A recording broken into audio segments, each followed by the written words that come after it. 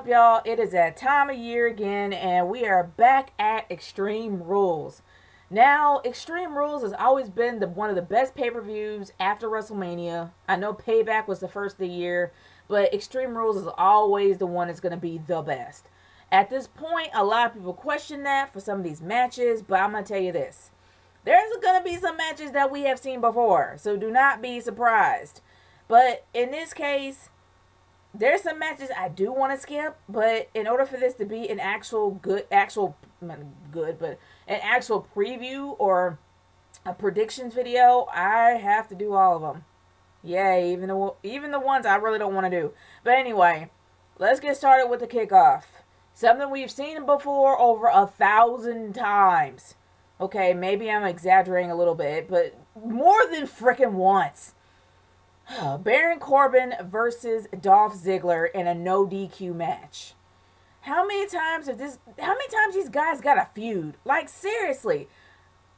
The times that Baron Corbin should have gone over, he has not. And this thing is continuing like forever. I really wish it would end and just stop altogether. But they're gonna beat it. They're seriously beating the dead horse until it's a big puddle of mush on the ground. Like, seriously, this is just ridiculous. And I really wish it would just end. But no more. I'm not going to lollygag around here. Baron Corbin's going to go over. And I hope that when he goes over, this is done. And they finally do something else with Baron Corbin and stop having him feud with Dolph Ziggler. There's more than one individual on the roster that he can have a decent feud with. It doesn't always have to be Dolph. Come on now. Seriously. But yeah. My choice goes to Baron Corbin for the win, and I'm hoping that after this pay-per-view, it's over. Now, I'm actually not really going in order here, but let's go to some of the matches that are on the card.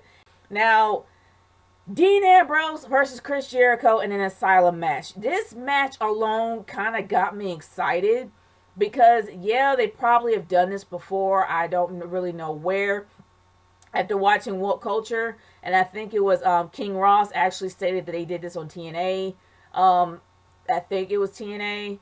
Other than that, I didn't see it, but it seems pretty interesting. At least it's not a Punjabi match. At least not a Punjabi prison match. Because with the Punjabi prison match, say that 5 times over, there was really nothing there but just sticks blocking you from stuff. No weapons, nothing. I will admit this. It's interesting that you have to climb all the way up to grab the weapon of choice. There's one weapon that I know they're probably not going to use, and that's the one thing that concerns a lot of people. They fell short at WrestleMania 32 because it was set up for Dean Ambrose to win. You had Barbie. You had Chainsaw Charlie's Chainsaw. I mean, at least it could have started up, but I'm not getting into that. The thing is that the fact you got nunchucks, a kendo stick, aka a Singapore cane. You got, a potted plant, which I'm hoping is not the remains of Mitch, because that would be a bit weird. But in a straight jacket, you have a leather strap.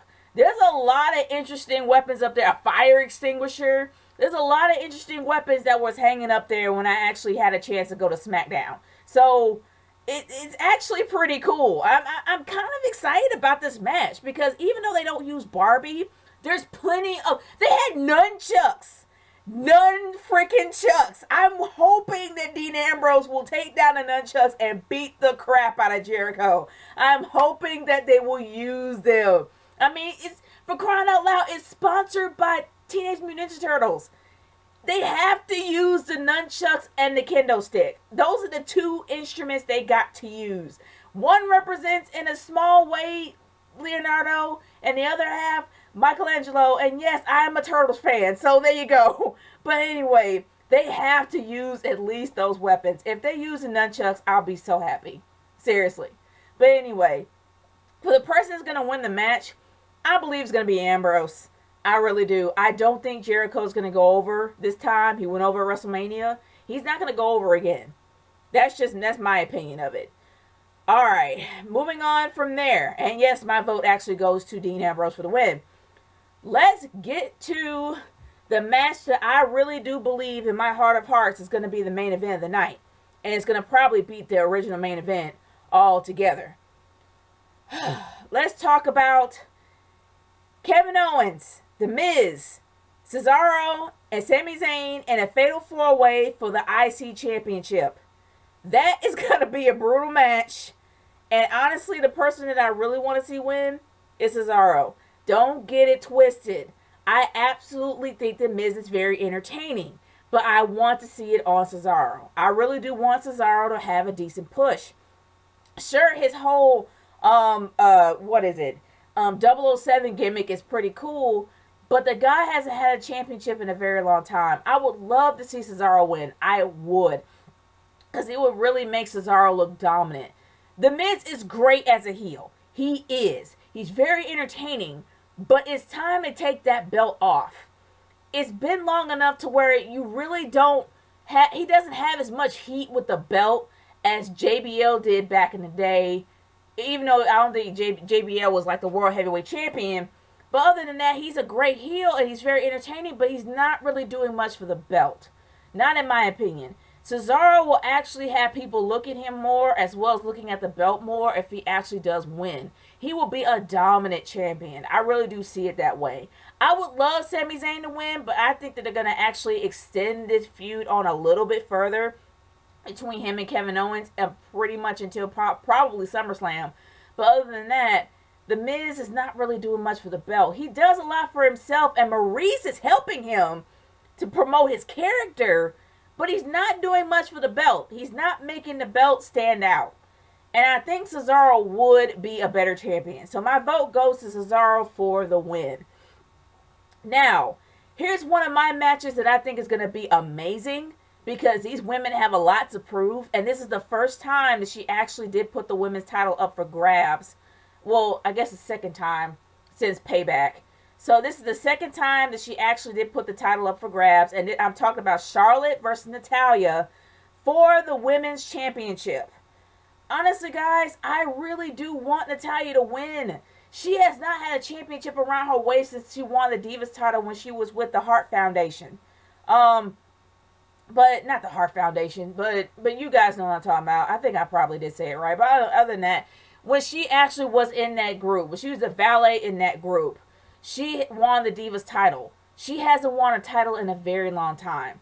And we know that Natalya, her time is going to be coming up soon. I don't know when, but we know that she probably has a few more years.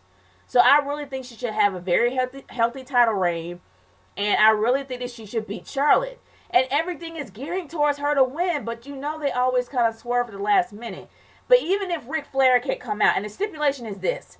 Ric Flair cannot come out, and if he does come out, then Charlotte will lose the championship. She'll forfeit the title.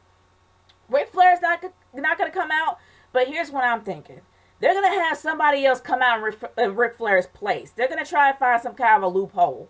I don't know who it's going to be, but it's going to probably be somebody to come out to interfere with the match and cause Natalya to lose. It's not going to be Flair, but it's going to be somebody else, because Flair's the dirtiest player in the game. He's going to pay somebody else to go out there and protect his daughter's championship. By all means, something's telling me that he's going to get somebody to come out there in his place. So as much as I want Natalya to win, I don't see it happening because the Nature Boy plays dirty. And she's just as dirty as he is. So honestly, I see that Charlotte's going to retain the championship, but it's going to be some way of a DQ. Probably with somebody else coming out in Ric Flair's place. That's how I'm seeing it at this point. But other than that, I don't see Natalya winning, even though I really want her to. So it's going to be Charlotte for the win. And that's the one thing that really kind of makes me sad. Alright, guys. Let's move on from there to one of the matches that I'm kind of tired of seeing because it's getting old, but it has its own, in other words, WWE loves these kind of matches, and I mean David versus Goliath, and you know what I'm talking about when I mean David versus Goliath. I'm talking about Rusev versus Kalisto for the U.S. title. Rusev, for the first time in 2 years, has been booked strong as a heel. When he had the U.S. title, oh my gosh, he was a monster. Now he's being booked as a monster. He's being booked again as a monster. But I'm kind of happy that they're not doing the Ruru and Lana angle, that they're actually focusing on him being a beast. Because let's be honest, Brock Lesnar's not going to be around for long. We need to have some kind of a beast out there. And Rusev is the next guy to go to. So honestly, I'm hoping that Rusev wins. We need a good heel to take the U.S. title because he made the U.S. title stand on notice when he was feuding with Cena. So I'm hoping that Rusev actually wins here and Rusev gets pushed as a decent monster, not decent, but as the strong beast that he is.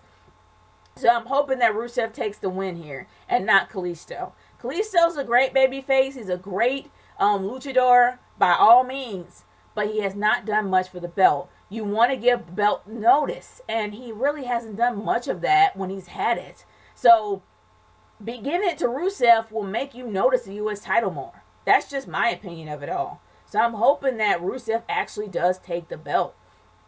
So my vote, by all means, goes to Rusev for the win. Now, here's one of my favorite matches because I absolutely love this tag team. I'm talking about the Vaudevillains, and I'm probably the only person that likes the Vaudevillains. But it's the Vaudevillains versus the New Day for the tag team titles. Well, the New Day being the champions. Honestly, the fact that the New Day has held the belt that long and only defended it twice is sad.